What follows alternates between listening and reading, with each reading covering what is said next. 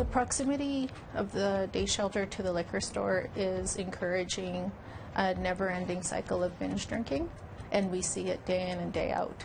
Tonight, since a new sobering center opened, the city of Yellowknife has seen a rise in crime and violence in the downtown core. We'll be venturing into that field because we want to have as many of our citizens owning homes. Metis in Manitoba who want to buy a first home are getting a boost from a new housing program.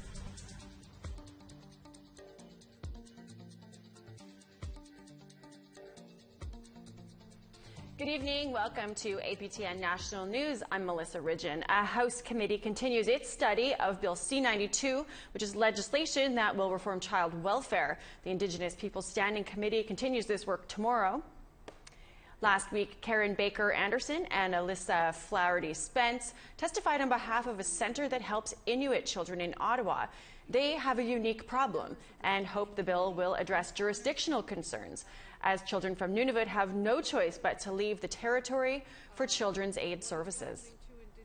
They arrive here without documentation, and they go to the school system who says, where's your documentation? Because in Ontario, we document kids till, you know, they're blue in the face so that we can prove services that they need. So there's a real gap there, and we've been to Nunavut a number of times to talk about this gap. But the reality is, from a legal perspective, the guardian is still Nunavut Social Services, and yet they're living in Ontario.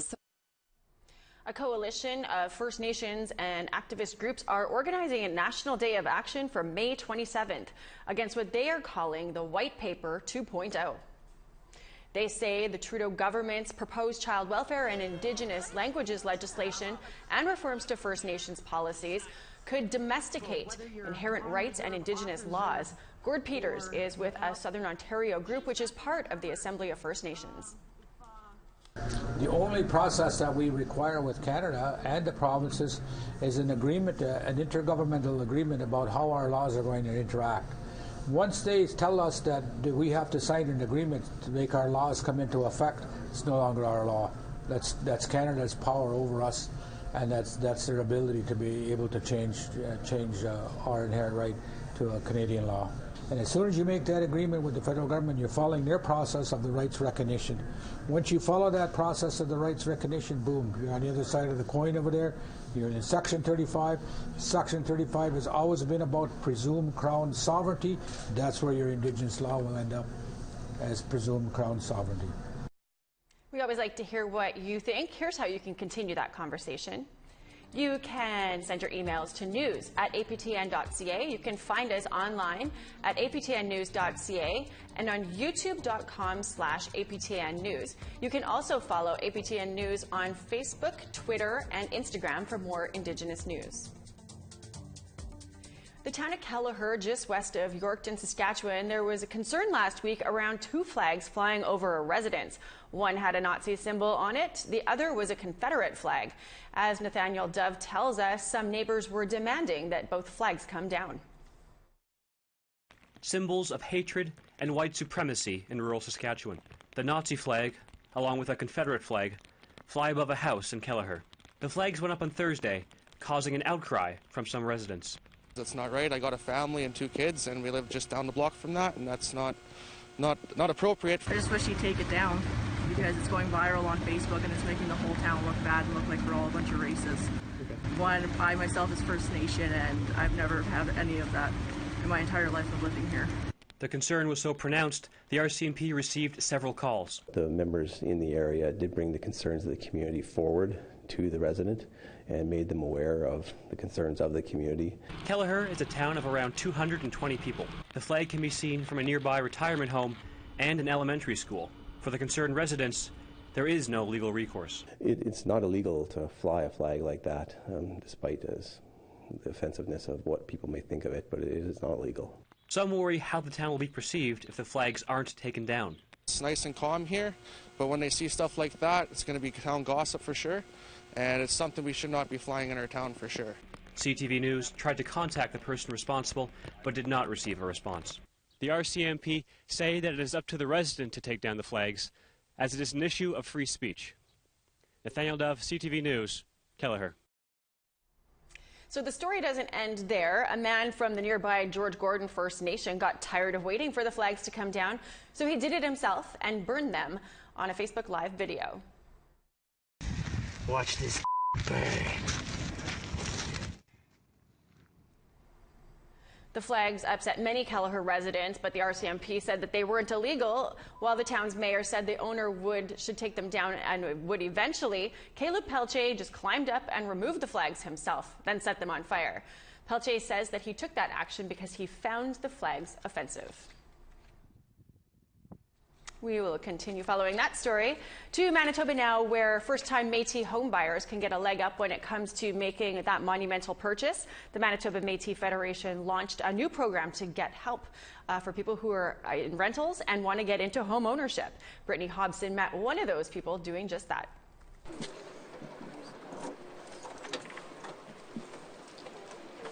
Dominic Bourgeois is celebrating a purchase many young adults dream of. The 29-year-old is the first Métis citizen to buy a home under the Manitoba Métis Federation's new program. I felt very honored when I got the call. You know, like I said, there was a whole lot of waterworks. There was a little emotional breakdown at work. The program launched earlier this year. It's called the First Time Home Buyers Program, and it aims to do just that. A lot of our people have the ability to make that mortgage payment because they're making their rent payment. But they were just not quite there to get that down payment, and that's what this is for. Will Goodon says the Federation has already approved more than 100 applications. He expects to see another 300 citizens approved for funding within the next year. The program is a result of a promise made to Métis leader Louis Riel in 1870.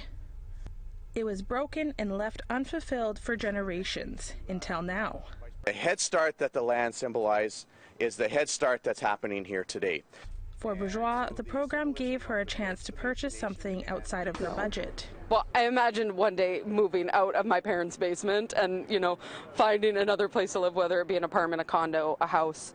My boyfriend and I we like spending time outside, having a yard, having neighbors, being in like a fantastic community like this with our neighbors. Like some of my neighbors came out to watch what was going on because of the commotion. That was really important to us.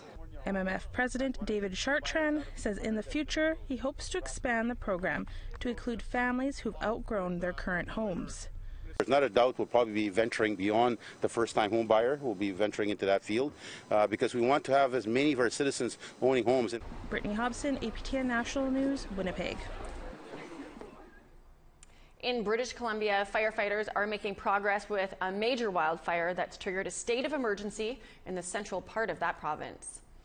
The fire, which is believed to be man-made, broke out on Saturday afternoon near the town of Fraser Lake. It grew from 4 hectares to 260 overnight due to dry conditions and gusty winds. The Chief Information Officer of British Columbia's Wildfire Service says what they really need now is a helping hand from the weather.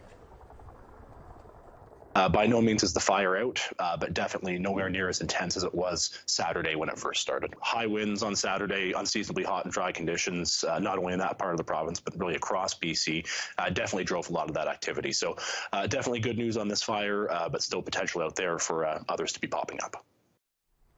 The fire danger rating across most of British Columbia is now listed at moderate to high. We need to take a quick break, but there's more news to come, and here's tomorrow's weather forecast where you live.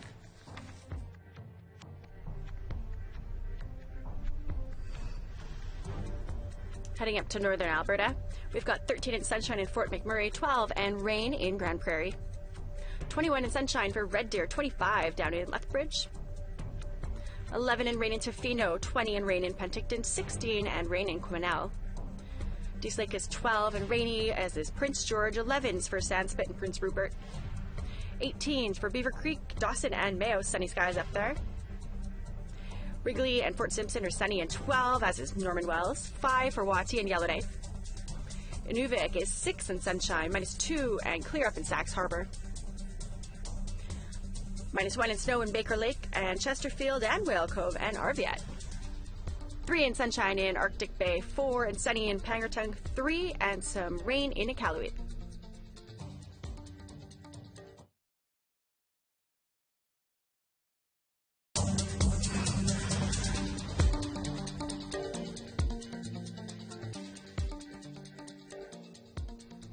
Welcome back.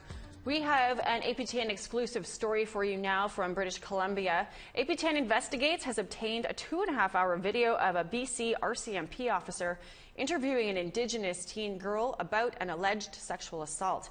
At one point, he asks her if she was turned on during the attack. The girl was in foster care at the time of the alleged attack and also during the interview by police. Here's a clip of that interview, and note it may be disturbing to some viewers. Were you at all turned on during this at all, No. even a little bit? No. Physically, you weren't at all responsive to his advances, even maybe subconsciously? Maybe subconsciously, but no, not. I was really scared. Okay. Because you understand that when a guy tries to have sex with a female and the female is completely unwilling, it's very difficult, right? Yeah, it hurt a lot. It hurt a lot at the beginning? For the whole thing. Okay, and how does that compare to experiences you've had in the past sexually? It didn't hurt this much. Like, I actually bled yesterday in my underwear. Okay. And where's that underwear now? It's evidence somewhere. With more on that video, I'm joined now by APTN Investigates producer Holly Moore and reporter Brittany Guillot. So, Holly, this was an APTN Investigates story about a social worker who was alleged to have taken money from kids that were in foster care at the time. Explain to us how that connects to the videos that we just saw. Okay, so last fall, the news came from BC that a social worker had allegedly been siphoning off money. He would set up joint bank accounts with the clients, give them what they needed to live on, sometimes not enough to live on, and then keep money for himself. So one of the applicants in this lawsuit against the ministry was actually profiled in Cullen Crozier's Broken Trust in spring. Now, one of the people has now amended their statement of claim to include that there was a cover-up of a sexual assault allegation that she made against an acquaintance during her time in foster care. Okay. So what happened is these videos that we've seen are of an RCMP officer interviewing a vulnerable youth, and basically they were the result of a production order that was filed by the woman's lawyer looking for all the investigation notes, everything to do with this case. So we don't normally see the inner workings of when RCMP are interviewing sex assault victims, particularly Indigenous women. Well, when we hear all these stories about what people who say, you know, I went to the police with a sexual assault complaint and how I was treated, now we actually get to see a glimpse in these videos of some of the things that we've heard anecdotally about how Indigenous women are treated. Brittany, you're new with APTN Investigates. You've watched the videos in its entirety. What was your reaction as you watched? Well, it was pretty shocking, mainly because he was asking her a lot of questions that were, I mean, they were just hypothetical questions about scenarios that didn't actually happen and didn't pertain to the actual incident. And I think that really only served to distract her. As you're watching, did you, I mean, we've described it as disturbing. People got to see what it looks like. But as an Indigenous woman yourself, how do you, are you able to put yourself in the shoes of somebody who'd be making a complaint like that and then think about how you would feel having the police interact with you in that way? You know, I think that I would feel pretty alone and like unheard. And I think that happens all too often for Indigenous women. And like you said, Holly, we now we got a glimpse of it finally after, you know, lots of people talk about it, and now we get to see something like this. Holly, so what happens now? Well, right now what is happening is the case will continue. Of course, it has now moved to a different level. So whereas before there was a certain award that was being sought, this definitely ups the ante. I mean, if they can prove, and it hasn't been proven yet, that there was a cover-up by a ministry employee to, you know, quash a sex assault complaint, that is a big, huge deal. The other thing that we hope will happen is that Indigenous justice advocates will see the video, help us unpack it a bit more, also help us understand just how difficult it is for Indigenous women to report sexual assaults, and really try to hold the RCMP to account on this. So we've got calls into the ministry, we've got calls into the RCMP, we've got calls into the individual social workers, and really, you know, my gut reaction to this video was there are parts where I had tears in my eyes. Yeah. I mean, this is a 17-year-old girl alone. There's social workers present for a very short period of time. And the only thing they asked her is if she, what was it? They only asked her if she wanted to go for a hamburger, to which she replied, no, I want to keep talking about this case. Well, we're glad that you at APTN Investigates are going to keep following this, and we look forward to seeing how it all shakes out. Thanks for joining me. Thank you. You can read the full story on our website, aptnnews.ca. Neighbors of a sobering center in Yellowknife are raising concerns over violence they've witnessed in the past few months, many of which have been captured and shared on social media, causing widespread concern in the community and beyond. Our reporter Charlotte Morat-Jacobs has that story, and another warning, these videos contain graphic violence. Behind this window, April Desjardins monitors security cameras. A routine task after violence she's witnessed outside her office. On April 10th, Desjardins called emergency responders. Okay, I'm just trying to build a file here for our officers, okay? Yeah. This person does not look like they're breathing on the ground. Okay, A woman is knocked to the ground. Okay. This came right after Desjardins heard the Department of Health and Social Services praise the atmosphere of the facility in a City Hall meeting. She too had voiced her opinions on the changed atmosphere by the building, which acts as both a sobering center and a day shelter. I felt that my concerns weren't heard, and then the next day was when the female was knocked unconscious, and I was sitting here, exactly right here, with a client, and to feel her head resonate on my feet because she was hit so hard, and she was knocked unconscious for well over 2 minutes. She's taken to Facebook and posted several altercations which involve people presumably in the area because of the shelter. Desjardins says she isn't advocating for the day shelter and sobering center to close, as she knows they provide a vital service to many. However, she doesn't agree with the location, as they share the same alleyway with the downtown liquor store. Operations at the day shelter are managed by the NWT Disabilities Council, contracted by the Territorial Health and Social Service Department. APTN requested an interview through the department, but were unable to get a response by airtime. The proximity of the day shelter to the liquor store is encouraging a never-ending cycle of binge drinking, and we see it day in and day out. But as the afternoon moves on and the day moves on, and individuals are into like their second or third or fourth bottles,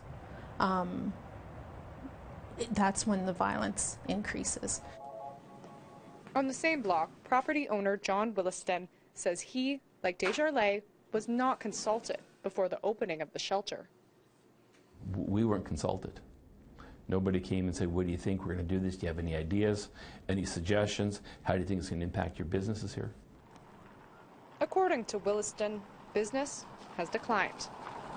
Fights in Subway. The poor guy that owns Subway, he's been burdened with that. The gals in Korea House, there will be days they lock the door, and then when they see a customer coming, they run out and unlock the door. Desjardins is now advocating for a good neighbor agreement with all stakeholders in the area. We had something in place, something that addresses all the challenges that we have, something that holds people accountable, something that maybe is enforceable by a bylaw. Until then, she'll continue to monitor street fights behind a window, but right in front of her eyes. Charlotte Morat-Jacobs, APTN National News, Yellowknife. It's time for us to take another quick break, but there's more news to come, and here's the rest of tomorrow's weather.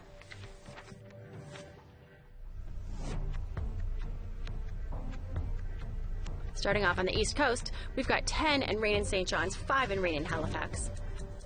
Sunny skies and 14 in Happy Valley Goose Bay and 12 in sunny in Cartwright. St. Joe Vitas 6 and rain. Shubugamu 10 and rain. 15s for Sarnia and London with mostly sunny skies. 16 and sunny in Sault Ste. Marie. 17 and rain in Sioux Lookout. Wawa is 14 and sunshine. 10 and sunny in Thompson. God's Lake is 12, as is Norway House. Sunny skies there. 20 degrees in Winnipeg and Brandon. 17 for Dauphin, Princess Harbor. 18 and sunny in Saskatoon. 22 and sunshine in Estevan. 13 and sunshine in Buffalo Narrows. 6 up in Stony Rapids and 17 in Meadow Lake.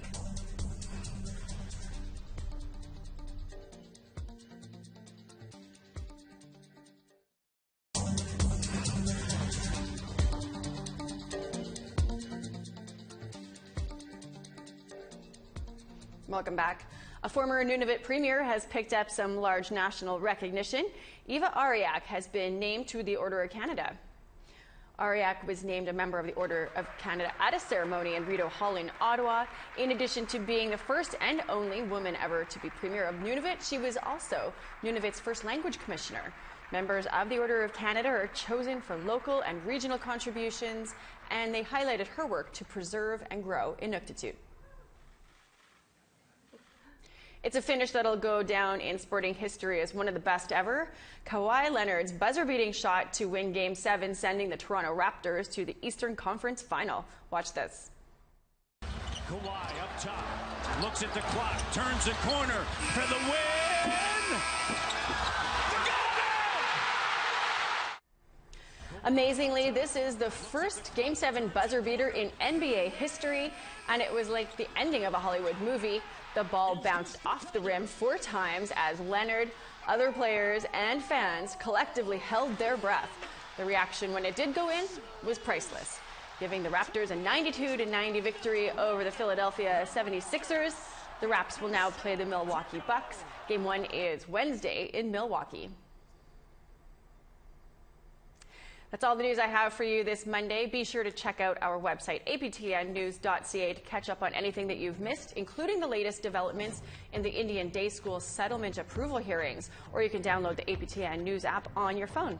I'm Melissa Ridgen. Have a great night, and I'll see you back here tomorrow.